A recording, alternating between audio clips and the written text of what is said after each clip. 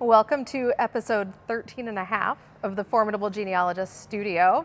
I am here at the National Genealogical Society Conference in Fort Wayne, Indiana with friend and colleague Kate Penney Howard. And we are going to talk a little bit about how you become a conference speaker, what it entails, because I get this question a lot, especially from people like attending RootsTech or this conference, that they have a great idea for a topic, but they're not sure what the process even is. And Kate is doing a talk tomorrow here on the last day of the conference. And what is your talk here? It's called From 1776 to TikTok. Love it. Love it. We'll talk about that in a minute. Okay. Awesome. So Kate does loads and loads of speaking engagements, both virtual and in person. And I am curious if you can tell us about the difference for the virtual ones that you do versus something like this that's a big conference. What's the process? Do they contact you? Do you contact them? What do you do? So the first thing is that you have to be known to people in order for them to contact you. So when you first start out, you're going to have to contact everybody and ask them if the topics that you have that are available are going to be interesting to them. And if not, what are they interested in, so that you can go back to your drawing board and figure out some other things. I spent 20 years as a pastor, and I would always be frustrated when somebody would put out a book about their accomplishments so that you can follow. And those books should all be called I Got Struck by Lightning, buy my book so you can too. And it never, it never seems like you can follow in somebody's footsteps just like theirs. So part of, my particular unique story is that I was a public speaker for 20 years before I went into genealogical speaking. And so for me, public speaking wasn't a big deal. But if you are somebody whose knees knock together when you stand up in front of people, that's something that you're going to need to figure out. You can be the best researcher in the world, but if you just go hum when you get up in front of people, you're not going to feel like you did a good job. So I would say sit down and think about where you want to see yourself, what kinds of things you want to do. If you don't like to travel, you don't want to travel to events and speak there. So if you are the primary caretaker of young children, you may not want to be doing Zoom presentations at particular times of the day. So these are things that you'll need to figure out what works for you and what works for the people in your household.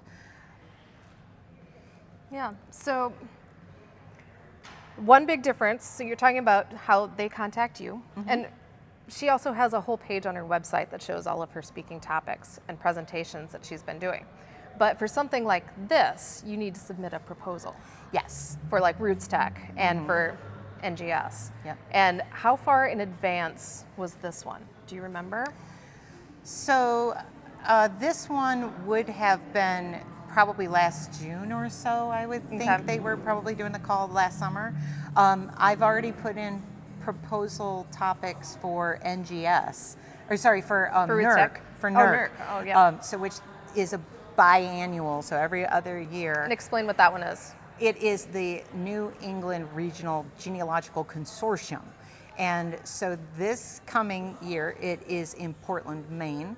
And I'm very excited because I've never been to Maine. Ooh. So this is something that I'm interested in.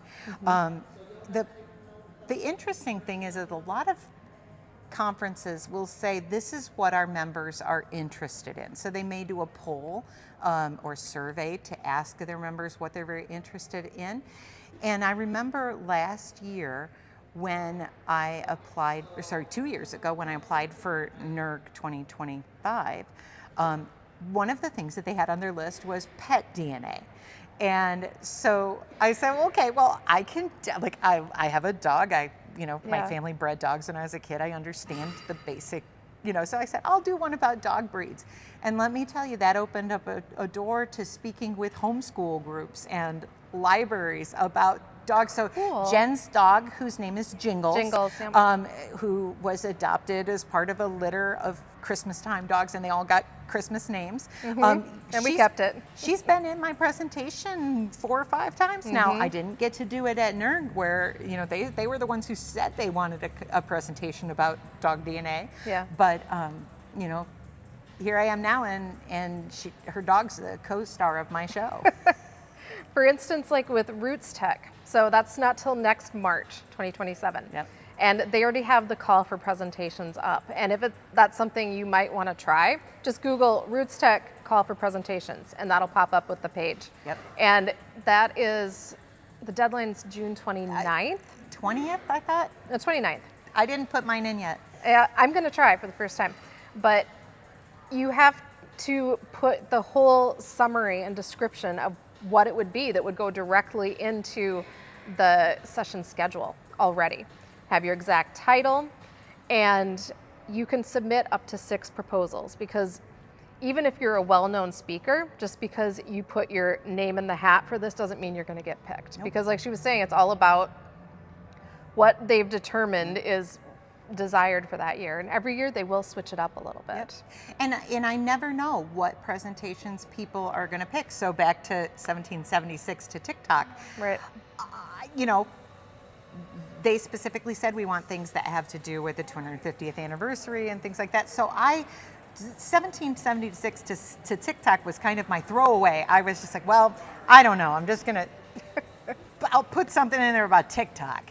Yeah. And of course, that's the one they picked. Right. So then I had to figure out what TikTok was. Yeah, and then you had to write a presentation. So, yes, that is definitely going to be another thing that you want to work on as a presenter is questions and answers, because most people can make it through a presentation, but when you've got somebody in the front row who wants to stump you or to interrupt you, things like that, those are things that you're going to have to learn to manage people confidently yet politely, so that they don't feel like you shot them down, but you don't feel sabotaged either. Yeah, and like RootsTech and NGS, it is common that people will come in late. They will get up early and walk out. They will cough. Their phones will go off. There's a lot you'll have to manage up there, so you'll have to not get distracted. Some of these sessions will be in huge ballrooms. Some will be in small classrooms. It's just going to depend on the venue. I mean, even here, there was a gigantic one for Angela Packer McGee. And then there was another one a little bit later that was Krista Cowan on Ancestry, and it was in a tiny room, and we were all just crammed in like sardines. So it's really going to vary. And also some will be freezing, some will be too hot. Yep. And you will need to turn in a syllabus ahead of time. RootsTech requires your slides, right? A copy of your slides ahead of time. Does NGS? No. No. But they did require to have the syllabus in quite early. Generally they want to make sure that your syllabus is going to be something that people can read in their printout. RootsTech looks at the slides because it is a church that runs the conference, so there are particular things that they do and do not want to see in presentations. One thing that we touched on was that there are going to be different due dates for things. So the first due date is going to be submission. Usually then there's a contract that comes afterwards. So, you want to be very clear when you apply what is the compensation for this particular presentation, and is there any travel assistance or compensation? Right.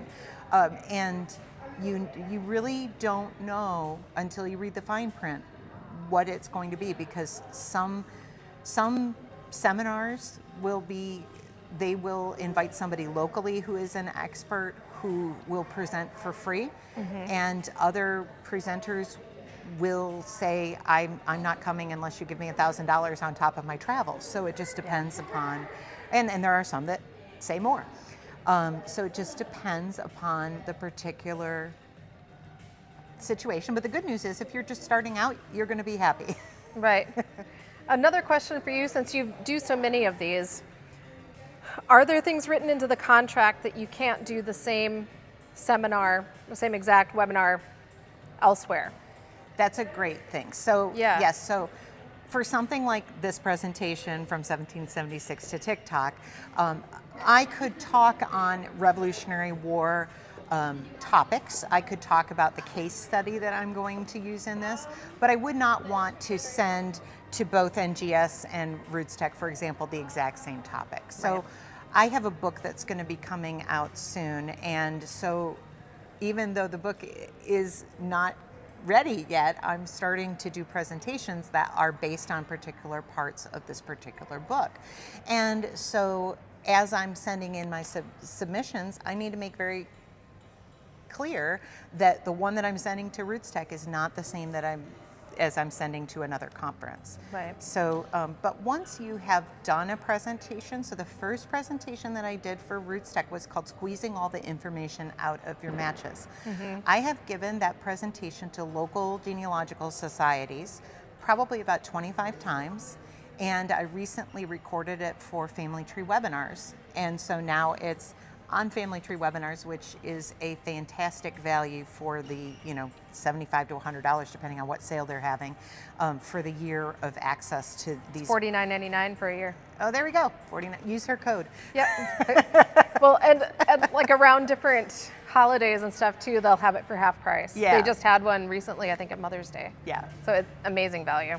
Yeah, and so now it's kind of syndicated. It's on reruns at Yeah. Family Tree webinars, and I probably won't give that presentation again, but maybe in a couple of years I'll redo it and then turn it into RootsTech again. Right. And that's another good point too, is if you are going to give a talk somewhere, find out if they're recording it and what happens after that. Yes. Because like with NGS and RootsTech, it's going to be available online for attendees to view. For RootsTech, anybody after the fact. And sometimes local historical societies may put it online just on YouTube. Like Marion Pierre Louis has some of her house history seminars that are just available online, Yeah. even though she did it for a specific talk, which was okay. She's not mad about it or anything. But And if you have participated in RootsTech virtually, you do need to know that there are lots and lots of presentations at RootsTech that never get recorded. And so, for example, none of mine have ever been recorded. So people say, oh, I really want to go watch your RootsTech presentation, and say, it's not available online. So that is something that we need to be aware of, that not all sessions are available. do they decide it, or do you as a speaker decide that? They do. Okay. So, Interesting. so some rooms are recorded and some rooms are not. Okay. Cool.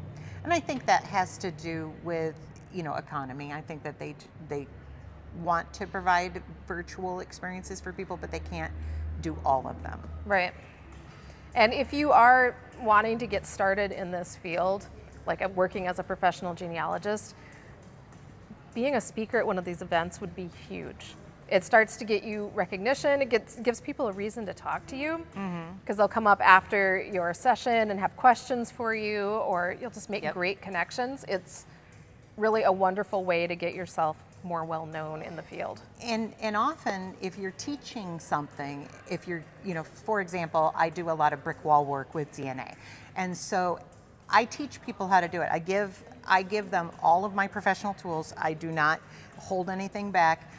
But afterwards, a lot of the time people will say, wow, I really liked your presentation. You obviously know your stuff, and I thought I was going to want to learn this, but can I just pay you to do it for me? And so that's now my career is doing speaking and then follow-up client work.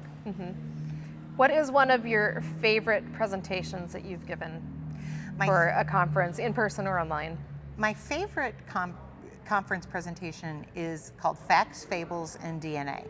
And what I talk about is the importance of story in our family. And even the stories that are not true are still important. So, for example, my family has a 400-year-old legend about an inheritance that is due to us any day now. When my family fell on hard times immediately after the Revolutionary War and moved west, they continued to tell this story, and so did all of the cousins.